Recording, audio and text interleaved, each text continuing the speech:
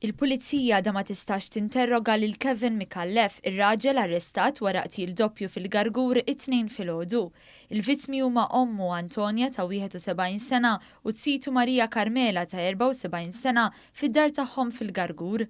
Il-psikjatri għadhom ma tawx rilax biex il-pulizija tkun tista' tinterroga lill-allegat qattil. Fil-fatt qatt trid tiġi stabbilita l-qagħda mentali tiegħu filwaqt li qed jinżamm bħala pazjent fl-Isptar Monte Carmeli.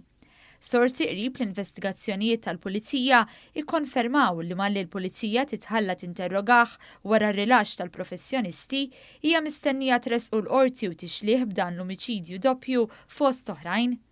Kien it-tnejn filgħodu għal-ħabta tas-6:09 li Mikallef ta' ruħu bidejh lill-pulizija wara li qatel lil tsitu fuq il-post b'daqqiet ta' sikkina tal-ħobs u fera l-mewt lil ommu li mietet ftit tal-ħin wara fl-Isptar Mater Dei. One News huwa infurmat ukoll li sa 3 wara nofsinhar il-maġistrat inkwirenti Claire Staffraġ Zammit kienet għadha ma tatx rilax tal-katavri tal-vittmi. Dan minkejja li l-awtopsji fuqhom saru 2 wara nofsinhar u li ddeterminaw li dawn mietu kawża ta' daqqiet f'onqhom u f'sidierhom. Matul il-jum ta' 3 l-investigaturi komplew ikellmu aktar qraba tal-vittmi u l-aggressur flimkien mal-ġirien sabiex ikunu jistgħu jifhmu aħjar is-sitwazzjoni.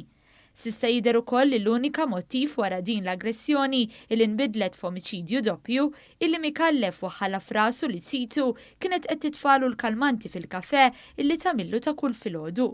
Qed ikun allegat li wara li junfex f'tsitu kienet ommu li daħlet ferraqhom u li qalet bosta daqqiet hija wkoll. Fil-fatt jidher li Kevin Mikallef ta' 42 sena qatt ma xelef difrejh mal-ġustizzja. L-investigazzjonijiet tal-pulizija qed jitmexxew mill-iskwadra tal-omiċidji bil-għajnuna tal-pulizija mid-distrett ta' Birkirkara.